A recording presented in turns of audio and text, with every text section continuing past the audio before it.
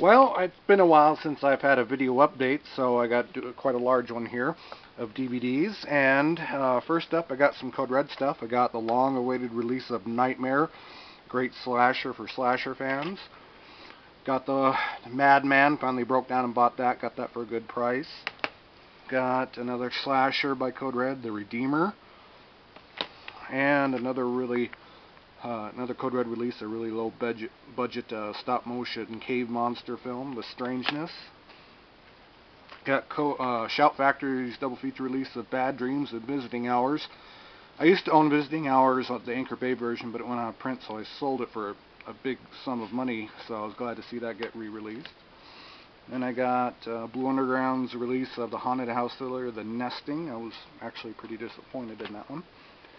Got a really high quality bootleg silver press disc from Angel Digital there of The Devils, Ken Russell's. Come on, Warner Brothers, since you're not releasing it, that's why I was forced to buy this version. I got Maya Communications release of the Sergio Martino Giallo Scorpion with Two Tails. I was able to rebuy Man from Deep River. My last disc broke, so I was finally able to get Umberto Lenzi's film there. Got the Barbara Steele Italian horror film Nightmare Castle. Got this from a Borders that was going out. Got this for 50% off. Same here. I got this from a Borders that was going out of business.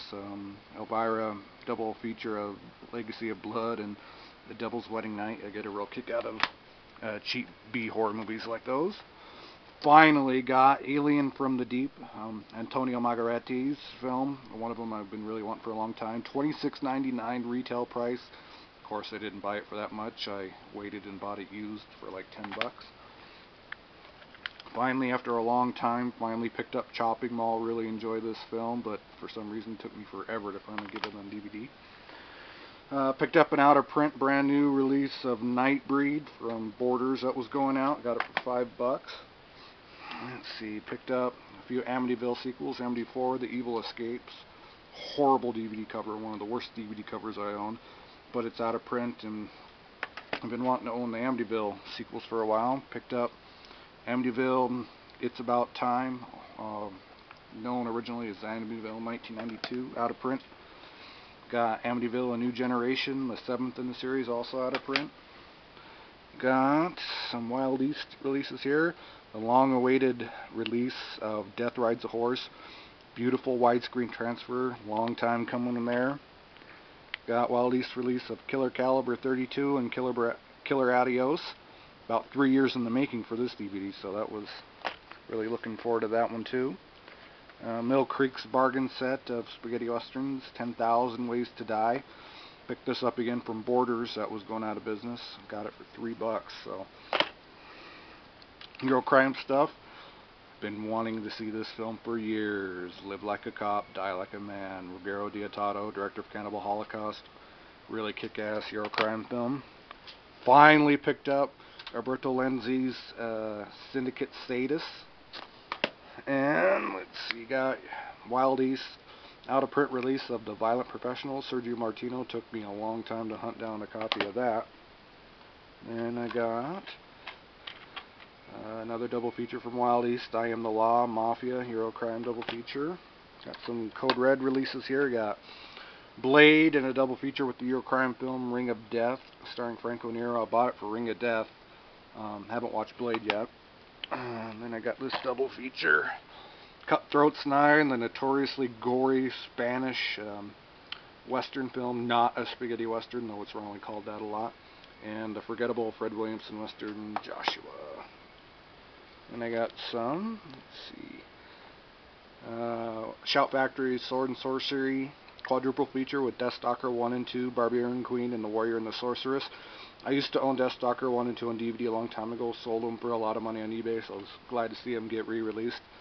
This version of Deathstalker 2, however, is slightly cut from the old Concord DVD, so fans of Deathstalker 2 would be wary of that. Got the Filipino import of Deathstalker 3. Bought this for $10 on eBay, free shipping, so took 2 weeks to get here from the Philippines, but it's Region 0 NTSC and the only way to get Deathstalker 3 on DVD. Got out of print release of Deathstalker 4, so I got the whole tetralogy there, and the out of print release of Barbarian Queen 2, so completed that series too. Got the Shout Factory re-release of Battle Beyond the Stars, a triple feature from Shout Factory. Bought this for the Great Texas Dynamite Chase, which I really enjoy. Smokey Bites of Us, that was a really horrible Smokey and the Bandit ripoff, and I haven't watched that George's Peaches yet. Some other interesting purchases: Hong Kong action film In the Line of Duty 4. I have not seen In the Line of Duty 1 through 3 or 5 and 6. I forget how many they made. Very hard to locate the other films. I'm looking into collecting this whole series because I really enjoyed this film.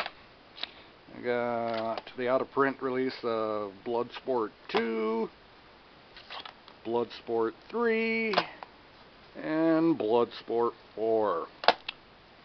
Shout Factory's long-awaited release of the sci-fi cult classic Damnation Alley.